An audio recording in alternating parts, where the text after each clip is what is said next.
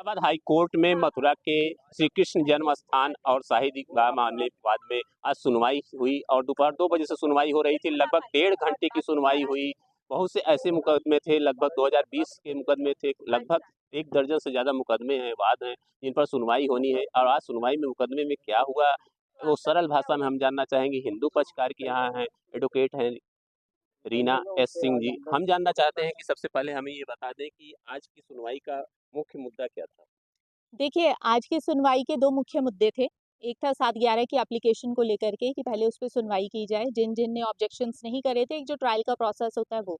दूसरा मुद्दा था कि कुछ लोगों ने हिडन तरीके से एक एप्लीकेशन लगाने की कोशिश करी ऑर्डर 1 रूल 8 के अंदर, जिसमें उनका ये कहना था कि वो पूरे मुस्लिम पक्ष के right to sue and defend का पूरा जो रिप्रेजेंटेटिव सू ने आपको कहा कि हम प्लेंटिफ्स की तरफ से यानी कि पक्षकारों की तरफ से ये एप्लीकेशन लगा रहे हैं, जिसपे हम सब ने आपत्ति दर्ज कराई और हम सब एक आश्चर्यचकित थे कि ऐसा कौन सा पिटिशनर या पक्षकार है कि जो मुस्लिम समाज का रिप्रेजेंटेटिव बनना चाह रहा है। तो हमने फिर उसमें उनसे ये गुजारिश की कि आप नाम बताएं। तो कई बार नाम बताने के ना बावजूद तो हमने न्यायालय से गुजारिश करी आर्ग्यूमेंट्स के जरिए कि हमें नाम बताया जाए, हमें एप्लीकेशंस की कॉपी दी जाए। तो जब उन्होंने नाम बताया तो उन्होंने कहा कि भगवान श्री कृष्ण लल्ला विराजमान की तरफ से। तो हमने इस चीज पे कठोर शब्दों में आपत्ति दर्ज कराई कि ये आप हिंदू भावनाओं के साथ खिलवाड़ कर रहे हैं। जो बाकी पक्षकार हैं, जहाँ पे हम भगवान कृष्ण के मूल गर्भगृह की लड़ाई लड़ रहे हैं, जहाँ पे सैकड़ों पिछली कितनी शताब्दियों में सैकड़ों लोगों ने अपना जान न्यौछावर कर दी, कितने घर कितनी जिंदगियां खराब कर दी, और आप अपने मुट्ठी भर लालच के लिए इतना घिनौना षड्यंत्र कर रहे हैं। तो उस चीज को लेकर के काफी बहस हुई, जिससे कि एक समय में कोर्ट का जो माहौल था वो काफी फिलहाल इस मुद्दे पर कोर्ट का क्या रुख है? देखिए, अब कोर्ट का रुख ये रहा है कि कोर्ट ने सबको आपत्तियां दर्ज कराने के लिए कहा है और 22 फरवरी जो है अब वो उसके ऊपर नेक्स्ट हियरिंग। जी जी बिल्कुल। जैसे अब मुद्दा था, सबकी निगाहें इस पर थी कि सर्वे को लेकर, जैसे कि लगातार था कि कोर्ट कमिश्नर का सर्वे हो या अमीन सर्वे की बात हो, इस मामले को लेकर ज्यादा लोगों की नजर थी हाईकोर्ट की तरफ। देखिए, मामले की जो इसमें जो लोगों की नजरें इसलिए थी कि जिस मुद्दे को मीडिया में ज्यादा उछाला जा रहा है, यहाँ पे समझने वाली बात ये है कि कुछ ऐसे पक्षकार भी हैं जो 2020 से जिनके पहले मुकदमे थे, जिन्होंने पहले अपना एप्लीकेशन फाइल किया और अभी तक जिनकी जो एप्लीकेशंस हैं वो पेंडिंग है। तो जो अमीन सर्वे का तो अभी ही लगा है, उससे पहले इंस्पेक्शन की भी, वीडियोग्राफी की भी कुछ ऐसी एप्लीकेशंस पेंडिंग है, कुछ और एप्लीकेशंस पेंडिंग है। जो आज हमने ये गुजारिश करी कि जैसे जैसे एप्लीकेशन सीरियल वाइज कोर्ट के अंदर फाइल हुई वैसे उनका डिस्पोजल हो।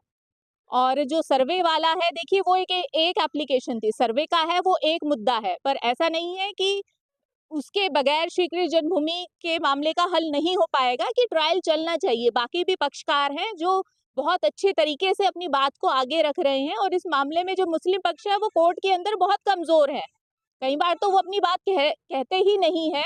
तो इसमें बस हमारा ये है कि एक निष्पक्ष कोर्ट की कार्रवाई चले और जो हमें न्यायपालिका पर पूरा भरोसा है।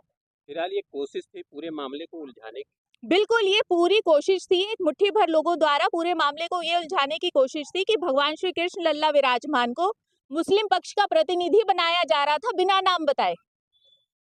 और ताकि ये हमारे लिए बहुत ही बड़ी दुर्भाग्यपूर्ण रहा आज का दिन कि जहाँ पे देखिए जो हिंदू है वो अपने भगवान के मूल गर्भगृह के लिए लड़ रहा है, जहाँ पे विग्रह की मूर्ति आज भी आगरा की मस्जिद की सीढ़ियों के नीचे दबी हुई है, उसके लिए हम लोग लड़ाई लड़ रहे हैं, और कुछ लोग अपने निजी स्वार्थ के लिए पूरे धार्मिक भावनाओं के साथ खिलवाड़ कर रहे हैं। ये बहुत ही दुर्भाग्यपूर्ण है।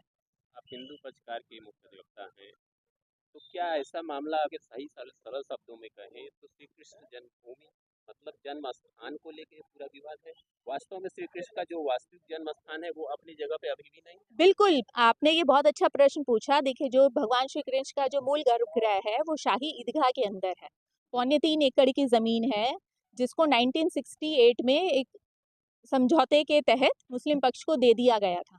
तो उस चीज को भी लेकर के आज हमने एक एप्लीकेशन करा है, एक आपत्ति दर्ज कराई है, उस कॉम्प्रोमाइज डीड को हमने चैलेंज किया है, और हमें पूरी उम्मीद है कि अगर चाहे सर्वे का स्टे लगा है पर आने वाले टाइम में स्टे भी होगा। और कुछ ऐसी एप्लीकेशंस हैं जो हमने माननीय न्यायालय के समक्ष लगाई हैं एएसआई एविडेंसेस के तौर पे, कि जहाँ पे हमने ये लिखित में दिया है कि जो मथुरा के अंदर म्यूजियम है, अब आप तो मीडिया कर्मी हैं, आप जाइए मथुरा म्यूजियम में देखिए, वहां पे भगवान श्री कृष्ण के मूल गर्भगृह के मंदिर की 8 फुट की चौखट है, जो एएसआई के रिकॉर्ड्स में है, गवर्नमेंट के म्यूजियम में है। तो उस तथ्यों के आधार पे हमने एप्लीकेशंस लगाई हुई हैं, जिसका अभी डिस्पोजल नहीं हुआ है।